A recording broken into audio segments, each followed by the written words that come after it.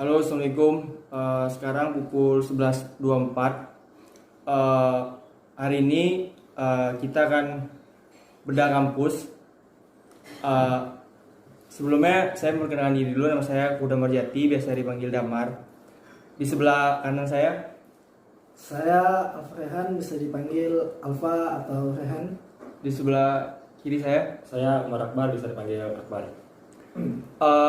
Bedah kampus kali ini kita akan berdiskusi atau obrolan santai saja. Di sebelah kanan saya adalah mahasiswa Universitas Unja, di sebelah kiri saya adalah mahasiswa Universitas Sriwijaya. Oke, gak usah lama-lama lagi ya, mungkin langsung aja dari awal perkenalan. Monggo yang di sebelah kanan dulu. Oke, terima kasih kepada Kukuh Damarjati. Mungkin sedikit perkenalan, ya nama saya sudah diperkenalkan di awal tadi. Lalu mungkin saya kuliah di Universitas Jambi, Fakultas Keguruan dan Ilmu Pendidikan, jurusan Pendidikan Pancasila dan Kewarganegaraan. Saya asli Umar Bungo. Baik, yang sebelah kiri lagi. Ya, baik, perkenalkan nama saya Umar Akbar tadi. Saya dari Teknik Kimia Universitas Sriwijaya.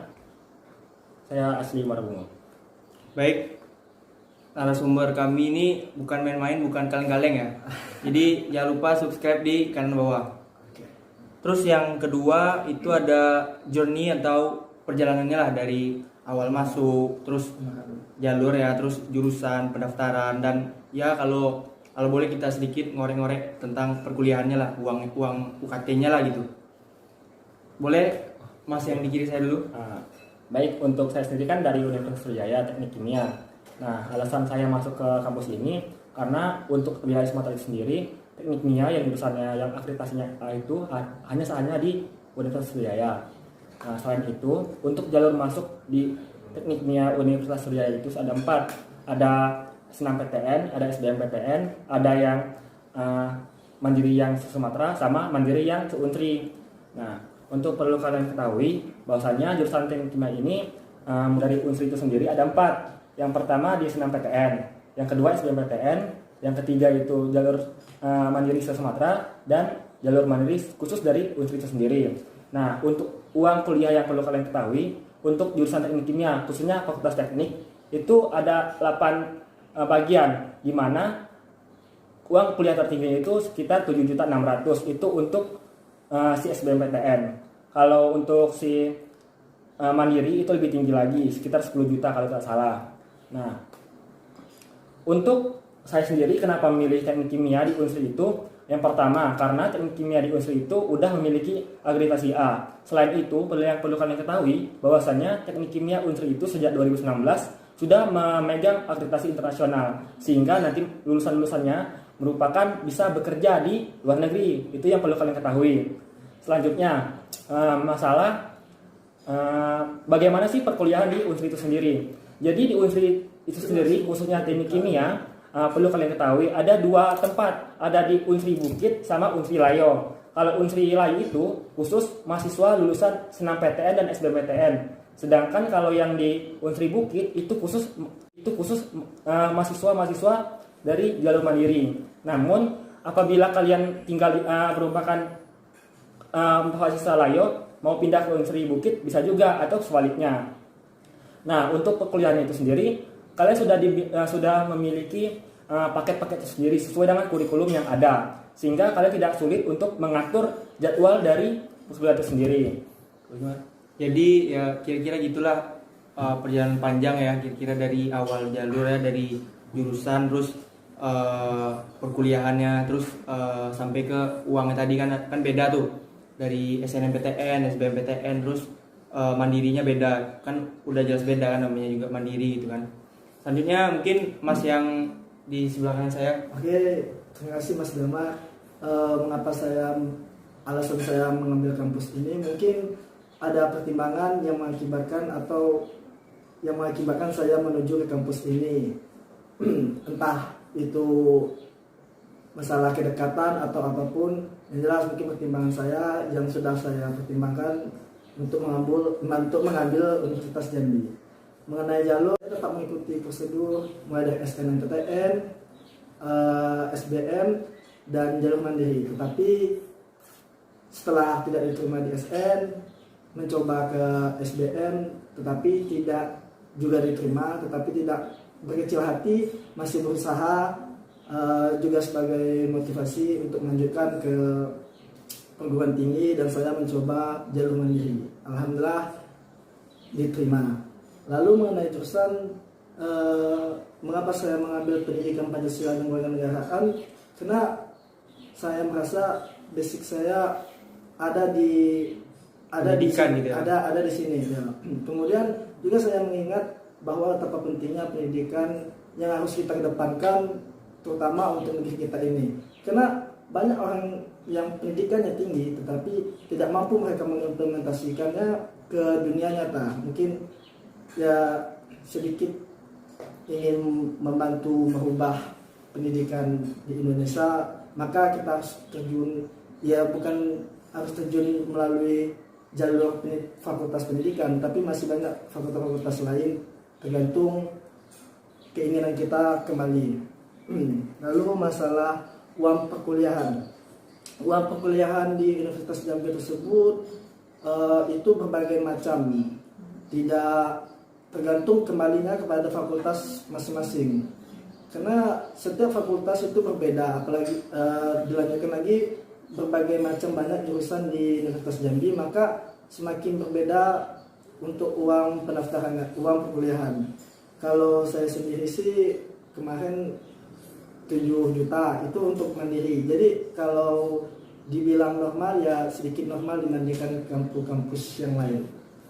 Ya gitulah intinya, setiap kami pun bertiga kan beda nih kampusnya, beda jurusan juga.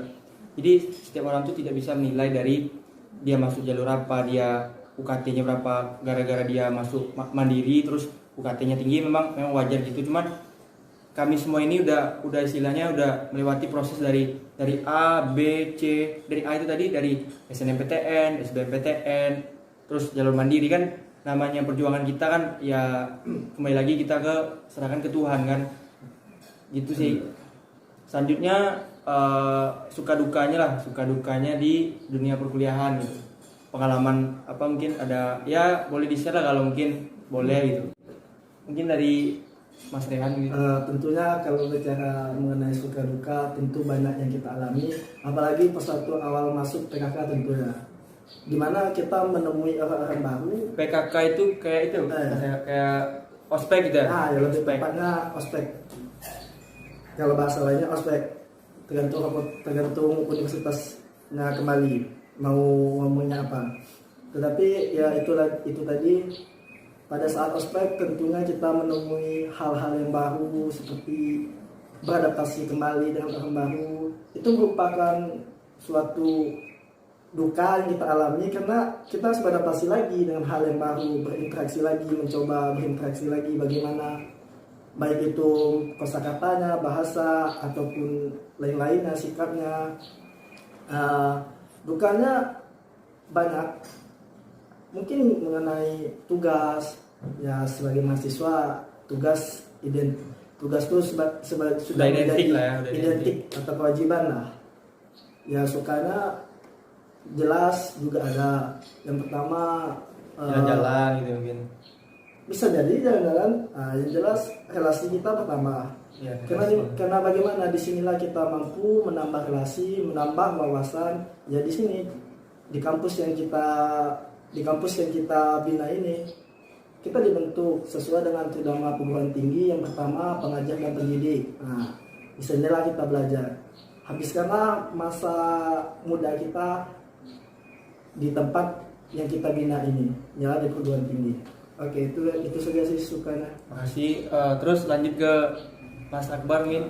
Baik, untuk Kaduka itu sendiri, kalau di Unsri itu sendiri, karena saya merupakan mahasiswa asli Muara Bungo, dan Palembang itu kan merupakan daerah yang berbeda, sehingga cara mereka berbicara itu kan berbeda dengan kita, sehingga kita harus beradaptasi dengan yang mereka miliki. Selanjutnya, kalau sukanya itu, yang pertama kita kalau di Unsri itu sendiri ataupun universitas sendiri kita bisa bebas untuk mengeksplorasi diri, sehingga kita bisa mengembangkan mengupgrade diri kita, seperti kita bisa ikut organisasi mulai dari himpunan jurusan, BEM fakultas dan BEM universitas dan lain-lain. Kalau duka sendiri banyak sih, seperti sebagai saya seorang mahasiswa.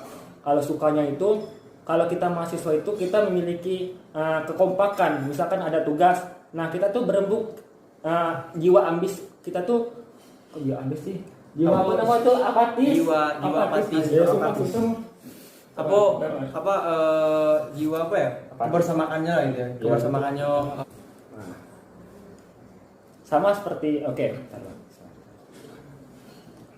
Untuk suka duka sendiri sebagai saya seorang mahasiswa di Universitas Sriwijaya, dimulai sama seperti tadi, kita memasuki PKKMB. Kalau mungkin menurut dia kalau kita tidak kenal itu merupakan sebuah duka, di kami mahasiswa teknik itu kami dibentuk gitu. Nah, antar perorangan kita dibentuk, bagaimana kebersamaan kami dibentuk gitu. Nah, mulai dari masuk gerbang kami disuruh berbaris, khusus fakultas teknik kami dipusatkan bersama-sama sefakultas teknik. Itu merupakan sebuah loncatan bagi kami untuk menumbuhkan semangat kami untuk sebagai seorang mahasiswa teknik gitu. Apalagi kalaupun kalian nanti di Universitas Sriwijaya, kalian saat masuk ke ruang rektorat, nanti fakultas teknik itu akan paling heboh gitu. Nah, di antara fakultas-fakultas lain, sehingga kami itu, jiwa kami sebagai fakultas teknik itu sebagai mengobar-ngobar gitu. Nah, dukanya sebagai fakultas teknik itu kami itu dibentuk gitu, nah dengan cara kekerasan, bukan kekerasan sih, tapi cara kami mendidik itu lebih keras dibandingkan fakultas-fakultas lain. Seperti kami dikumpulkan setiap minggunya, dimarah-marahin. Itu kami tahu gunanya untuk mendidik atau membangun emosi kami gitu dalam menghadapi masalah-masalah yang akan datang. Nah, lagi ya. Untuk duka, kalau saya di Layu itu sendiri, karena saya di Layu itu kan jauh dari kota, yaitu Palembang, sehingga untuk belanja, untuk hiburan itu sangat kurang. Itu yang mungkin kedepannya mungkin bisa dibagusin oleh pemerintah Kota Layu. Itu mungkin tadi kan jurusan yang Mas Rehan kan tadi kan pendidikan kewarganegaraan tadi. Si Mas Akbar tadi kan teknik kimia tadi. Kan itu kan keduanya kan bukannya apa ya? Dari segi jurusan aja udah beda. Kan punya bidang masing-masing, punya menjurus atau jalannya masing-masing gitu. Jadi tidak bisa disamakan gitu. Baik maupun mata kuliahnya, baik maupun mungkin bobot mata kuliahnya pun beda gitu. Terus mengenai tadi mungkin Mas Akbar tadi bilang itu spoiler aja mungkin ya, kalau pengen nyoba di korsanya gitu, mungkin pengen nyoba korsa teknik mungkin kan di Unsri, mungkin teman-teman yang lain bisa nyoba, bisa apply di Unsri, mana tahu keterima, nanti bisa ngerasain kan gimana rasanya dimarahin setiap minggu gitu. Mungkin setiap teknik di univ lain sama gitu korsanya. Ya itu tadi kan setiap jurusan pun beda kan, ada tradisinya mungkin gitu. Gitu sih mungkin. Terus lanjut ke pertanyaan selanjutnya, itu tipe mahasiswa. Apa mahasiswa kupu-kupu kan belum ya, bagi yang belum tahu, kupu-kupu itu adalah kuliah pulang. Jadi masuk pagi, pulang sore, ya udah pulang gitu, nggak ikut organisasi kan. Biasanya organisasi kan habis pulang kuliah kan organisasi dulu, mungkin ya menyita waktu pribadinya lah, menyita waktu kayak istirahatnya, nugasnya gitu. Mungkin Mas Rehan dulu. Oke, agak pembahasannya mengenai kupu-kupu. Tipe mahasiswa kupu-kupu itu sendiri sebenarnya bagi saya itu tidak masalah, karena itu menurut sudut pandang mereka dan perspektif mereka menjalani perkuliahan. Mungkin mereka ingin fokus di dunia ya beda-beda. Tiap orang beda-beda kan. Ya, tiap orang beda-beda. Tetapi orang yang aktif organisasi pun juga tidak masalah. Malahan menurut saya, ya karena saya sedikit mengikuti organisasi, yang menurut saya bagus. Karena mengapa? Karena ada sebagian yang kita tidak dapati di dalam kelas, itu kita dapati ya di situ, di organisasi tadi. Sekaligus kita juga bisa menambah insight maupun knowledge di sana, mampu kita eh, sharing-sharing, bertukar pikiran. Jadi sehingga terlalu sering bertukar pikiran, maka semakin banyak wawasan yang kita dapat. Dan juga di organisasi ini, disinilah tempat kita dibina. Nah, pengalaman kita dapatkan juga di organisasi ini. Jadi kalau membandingkan antara mahasiswa, kupu-kupu dan organisasi, itu tergantung pada perspektif orangnya kembali. Karena mungkin kupu-kupu tadi julukan aja ya, julukan yang kayak umum lah. Mungkin aja dia kupu-kupu tapi dia ada habis pulang, mungkin dia ada kerja sampingan, mungkin ada bisnisnya, mungkin kan ada mungkin bantu orang tua kan, makanya dia bisanya cuma kuliah terus waktu pulang nugas bantu orang tua kan. Jadi boleh lah mungkin kan di sebagian besar kampus kita kan di Indonesia kan bilang kupu-kupu gitu ya. Tapi percayalah kalau kupu-kupu itu pasti ada maksudnya, ada urusan sendiri lah. Dan juga untuk mahasiswa organisasi tentunya semuanya mungkin tidak bernilai positif. Ada sisi negatifnya dari organisasi, banyak menyita waktu, sehingga mungkin orang yang semester atas yang kena terlalu sibuk dengan organisasi sehingga meninggalkan dunia perkuliahan, melupakan tanggung jawab dia sebagai mahasiswa, yaitu sebagai pengajar tadi, sebagai pendidik ya, bukan pengajar. Jadi kembali lagi kepada kita, apa tujuan awal kita mengikuti organisasi dan apa akhirnya kita setelah mengikuti organisasi. Untuk teman-teman silakan mau ikut organisasi, silakan mau menjadi kupu-kupu, tapi jadilah kupu-kupu yang memang memiliki ada lebihnya lagi, ada lebihnya dibandingkan. Tapi di satu sisi juga kalau ikut organisasi kan ya kita lebih bagus. Paling orang bilang itu orang anggapan itu minta waktu, istirahatnya nggak ada, terus tugasnya kebengkalai, terus sibuk hanya di organisasi aja. Tapi di balik itu kembali lagi kita pengalaman terus relasi itu kan penting kan di dunia kerja besok kan. Itu ya udah contoh nyata lah gitu, begitu. Cuman di balik itu lagi kembali lagi kalau kita ikut organisasi itu kita harus pandai-pandai ngatur waktu, terus pandai-pandai manage waktu, terus mandiri lah, lebih mandiri lagi dari yang lain kayak gitu. Mungkin kalau dari Mas Akbar gimana? Kalau di di jurusan teknik kimia itu sendiri, bagi kalian yang mengikuti organisasi itu, khususnya organisasi yang keilmiahan, kalian itu akan mendapatkan materi yang mungkin seharusnya didapatkan di semester 5 gitu. Namun kalau kalian dapat ikut organisasi, kalian bisa mendapatkan materi itu di saat mengikuti organisasi tersebut. Misalkan penelitian tentang A, yang mana pelatihan itu tentang harus diikuti waktu semester 5, kalian sudah mengikuti gitu. Jadi nantinya saat kalian semester 5, kalian sudah mengerti gitu, kalian sudah jadi seperti suhunya gitu masalah penelitian itu gitu. Jadi banyak sih untungnya kalau kalian ikut organisasi. Namun bagi kalian yang mungkin menurut kalian itu kupu-kupu, kalian itu harus memaksimalkan kupu-kupu kalian itu. Jadi jangan sampai kalian itu sama saja antara mahasiswa kupu-kupu dengan mahasiswa yang ikut organisasi, nggak ada beda gitu. Jadi kalian itu mungkin bisa jadi suhu-suhu di kelas, mungkin begitu. Begitu juga dengan kalian yang ikut organisasi, jangan sampai kalian itu cuman hanya ingin mendapat relasi tanpa bisa mengupgrade diri gitu. Jangan hanya saya punya teman banyak gini-gini, tapi kalian nggak bisa gitu, nggak bisa mengupdate diri kalian gitu.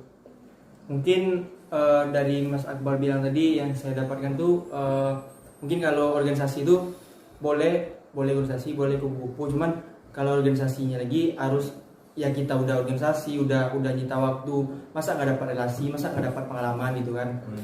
Ya kembali lagi kan di kiri kanan saya ini kan mahasiswanya kan beda-beda kampus itu. Jadi ya baik kampusnya beda, baik sistemnya pasti juga beda gitu, dan jurusannya juga beda gitu. Itu aja sih. Terus lanjut ini yang terakhir, plan selanjutnya. Mungkin dari Mas Akbar mungkin. Untuk plan selanjutnya mungkin saya akan karena saya sudah masuk semester 3, karena praktikum udah mulai banyak, mungkin saya akan memfokuskan bagaimana organisasi-organisasi apa saja yang mungkin cocok dengan diri saya. Kalau kita kan di semester awal itu kan kita kan kayak mencoba setiap organisasi mana yang cocok, baru kita pilih di semester selanjutnya. Mungkin itu yang bakal saya lakukan di semester selanjutnya gitu. Ya mungkin ya saya tangkap tadi mungkin semakin tinggi semester ya juga beban mata kuliah, beban pelajarannya semakin tinggi, terus ya mungkin milih organisasinya lebih ke yang mensupport gitu, mensupport Dan untuk cocok gitu. cocok itu untuk kedepannya, karena semakin tinggi semester kan tantangannya juga semakin berat. Terus nanti ada kayak apa di semester atas tuh kayak ada KKN gitu ya, Gitu. atau KP mungkin, atau pengabdian ke masyarakat lah gitu intinya gitu. Kalau mungkin kalau dari Mas Rehannya mungkin Mengenai plan selanjutnya, tentu sudah ada plan-plan yang saya pikirkan. Tentu sebelum